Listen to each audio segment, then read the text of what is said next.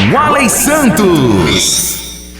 3h39. Vamos aqui no setor jornalístico do Boa Tarde Clube. Nesse momento vamos entrevistar o Dr. Davi Castro. Ele é cirurgião torácico, falando sobre a estenose de traqueia, que é a obstrução da região interna da traqueia. Primeiramente, eu gostaria de agradecê-lo por participar aqui com a gente do Boa Tarde Clube. Boa tarde, Dr. Davi Castro. Olá, boa tarde a todos os ouvintes da Rádio Clube. É um prazer conversar com vocês, tudo bem? Tudo bem, sim. Algumas perguntas, que não poderiam deixar de ser feitas. Primeiramente, o que é estenose de traqueia? Bom, vamos lá. A traqueia é essa estrutura que se localiza no pescoço e vai até a parte interna do tórax para levar ar para os brônquios e para os nossos pulmões. O que acontece é que em algumas situações a traqueia pode sofrer inflamações e uma cicatrização anormal. Essa cicatrização anormal ocorre na parte de dentro da traqueia e reduz a sua luz. Então, isso estreita a parte interna da traqueia, dificultando a passagem de ar para os pulmões. Esse estreitamento, sim, é que é chamado de estenose de traqueia. Eu estava lendo aqui, doutor Davi, porque o que nós podemos atribuir, tudo que é referente à traqueia em si, à respiração, a gente já consegue fazer até meio que uma conexão com a questão da Covid-19, né? Mas, precisamente naqueles pacientes que recebem aquele tubo de oxigênio que nós falamos aqui, que está entubado. E parece que é o tipo de procedimento que prejudica a traqueia, né? Exatamente. Veja só, a intubação é um procedimento que é realizado pelo médico para que o paciente possa respirar com auxílio de respiradores e ventiladores mecânicos para ajudá-lo numa condição crítica. Por exemplo, no caso das infecções por Covid, o paciente tem uma dificuldade respiratória e precisa de um suporte a mais, já que ele não está tendo uma condição normal de respiração adequada. Infelizmente, em algumas circunstâncias, alguns indivíduos vão sofrer uma própria inflamação por conta do tubo que é colocado. Não que o tubo, na verdade, é um problema para a maioria das pessoas, mas infelizmente uma pequena porcentagem acaba tendo uma inflamação exagerada na traqueia pelo próprio tubo, é uma consequência inerente, e essa inflamação vai gerar uma cicatrização anormal e, consequentemente, pode gerar estenose. Isso não é comum a todos, para as pessoas não ficarem preocupadas que isso pode acontecer com todos os indivíduos, mas uma pequena parte dos indivíduos pode evoluir para estenose traqueal por conta de uma intubação que ocorreu por vários e vários dias. E o amigo mencionou um excelente caso, que é o caso da infecção por Covid, que infelizmente alastra a sociedade. Doutor Davi, e pronto. Os sintomas, quais são os sintomas para que o ouvinte possa entender? Porque para muita gente é uma coisa nova, né? As pessoas às vezes faltam um pouco de informação. Eu particularmente reconheço que conhecia muito pouco sobre a estenose, mas devido ao trabalho que a gente desenvolve com respiração, com recuperação, a gente tem que saber, né? Mas quais são os sintomas? Como é que eu posso saber que eu tenho a estenose? Bom, geralmente o indivíduo chega para o médico com um histórico prévio de que ele teve algum internamento grave, precisou ficar em UTI e no momento que ele ficou na UTI ele precisou ser entubado e ficou entubado por vários dias. Essa é a história que chega para a gente na maioria das circunstâncias. E quando ele chega com essa história, geralmente ele chega com falta de ar, ele tem dificuldade para respirar, ou seja, ele já melhorou daquele quadro infeccioso, daquele quadro grave que ele teve na UTI, e ele vem no momento posterior, ou seja, já foi para casa, alguma coisa do tipo, ele vem com falta de ar. Geralmente essa falta de ar está associado a um tipo de som específico na traqueia chamado de estridor. É um tipo de som que um médico que é especialista facilmente identifica no paciente e já levanta a suspeita de que existe algum estreitamento na traqueia, na árvore respiratória.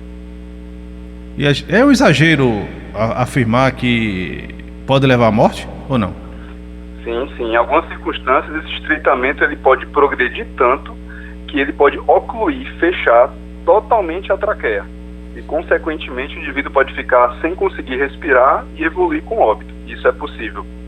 É uma situação que realmente pode virar uma emergência, uma situação crítica, e merece ser tratada com a maior brevidade possível.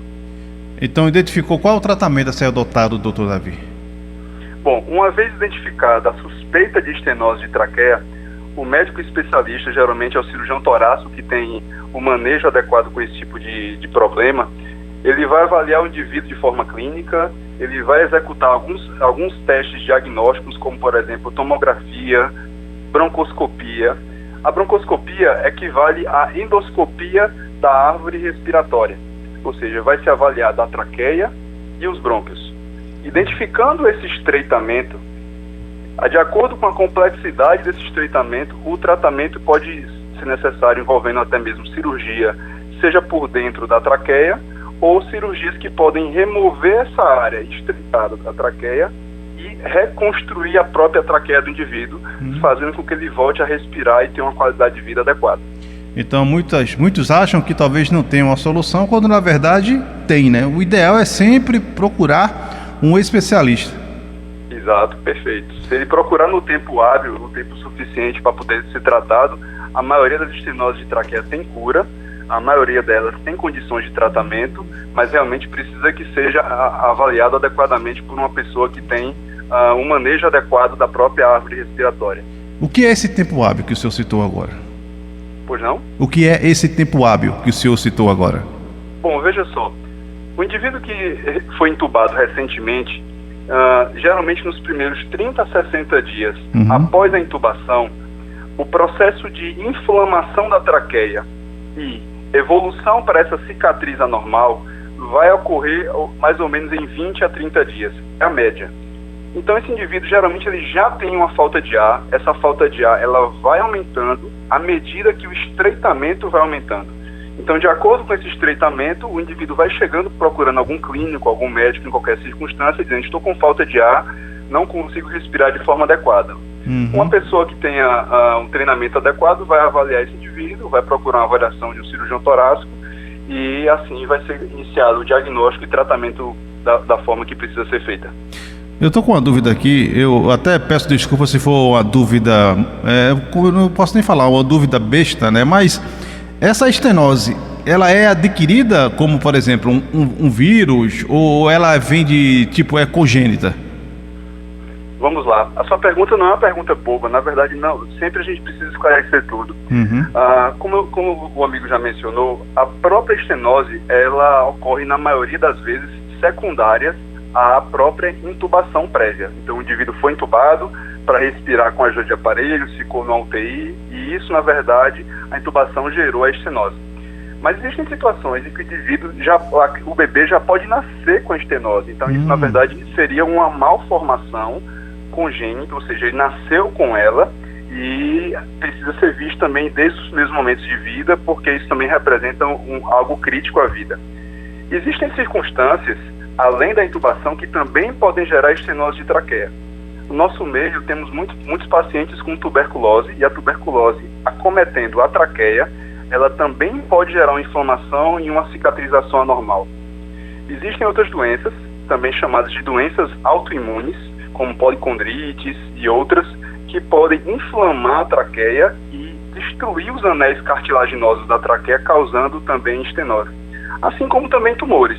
Então a gente realmente pode classificar as estenoses de traqueia como adquiridas, essas que eu mencionei, e existem aquelas que são de ordem congênita, mas de fato a principal causa, aproximadamente 80% delas, são secundárias a um histórico de intubação prévia.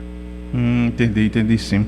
E nós com certeza temos que nos redobrar, eu falo até na questão da atenção em si, devido a essa pandemia que nós temos, já que o Covid ele ataca, acho que é a questão do pulmão, né, a respiração em si, e se você já tiver uma estenose, pode agravar e a situação pode se complicar, né, doutor Davi? Sim, o indivíduo que na verdade ele já tem uma estenose, ele precisa ser cuidado de forma diferenciada, porque para intubar um paciente que já tem uma estenose na traqueia, já é uma situação que é muito mais difícil, é muito mais crítica e precisa de uma pessoa bem treinada para poder fazer uma intubação num paciente que já tem um estreitamento na traqueia. Então, de fato, esse momento de pandemia, infelizmente, está levando pessoas a passar muito tempo intubados, ventilações mecânicas por 20, 30 dias, e a própria equipe de UTI tem que saber lidar com algumas circunstâncias para poder antecipar esse evento da estenose. Então existem medidas, como por exemplo, uma realização de uma traqueostomia precoce pode facilitar o manejo do paciente na UTI diminuindo o risco desse paciente evoluir para uma estenose traqueal. Então, ações preditivas são importantes nesse momento, independentemente de estar ou não com vírus, né? Exatamente, exatamente. É uma situação, na verdade, que nós já pegamos em qualquer tipo de circunstância grave, qualquer paciente de UTI, seja ele um acidentado por conta de um acidente automobilístico, seja um paciente que teve um acidente vascular cerebral e ficou na UTI entubado por vários dias, qualquer situação crítica que leve o paciente à UTI e necessidade de intubação, não é só o fato de ter ido para a UTI, e também não é todo paciente também que foi intubado. A maioria não desenvolve nenhum tipo de estreitamento na traqueia. Existe uma pequena parcela, alguns estudos sugerem que 1 a 2 pacientes a cada 1.000 intubados podem desenvolver estenose. Então, assim, não é uma condição tão comum, mas é importante que seja identificada de forma precoce para poder ser tratado. O senhor falou aí desse número, né? Para muitos é um número, entre aspas, insignificante, mas alguém pode ter, né? E esse alguém pode ter, se não tiver um cuidado específico, é como nós falamos agora, a situação pode se complicar, né? Não, de fato, o número, na verdade, ele pode ser um número que pode ser relevante para alguns, mas se a gente imaginar quantas pessoas só nessa pandemia foram intubados e pensarmos quantas pessoas são intubadas por outros motivos de outras doenças que levam ao internamento prolongado, a gente conseguiria chegar a um número aproximadamente de 3 até, alguns estudos mostram, até 10% dos pacientes intubados poderiam desenvolver estenose de traqueia. Então, não é um valor, não é um número também tão irrelevante. Doutor Davi, muito obrigado. Realmente é um assunto muito bom de ser discutido. Tem algum Instagram, algum site que as pessoas possam entrar em contato com o senhor ou tirar algumas dúvidas sobre a estenose de traqueia? Sim, nós temos alguns links da própria clínica da gente. Posso passar o contato? Com toda certeza. Pronto. O www.secitor.com.br. Lá temos várias informações sobre diversas doenças torácicas, entre elas a estenose de traqueia, e lá temos alguns layouts para poder explicar à população e tentar orientar com a maior facilidade possível. Doutor Davi, muito obrigado pela participação. Estamos sempre à disposição, porque informar sobre prevenções de saúde é uma prestação pública importante. Verdade, excelente. Desejo a todos os ouvintes da Rádio Clube aí boas festas e um próspero ano novo. Bom, então aí conversamos com o Dr. Davi de Castro, cirurgião torácico. Ele faz parte da equipe do Serviço de Cirurgia, né, Torácica do Recife, a Secitor.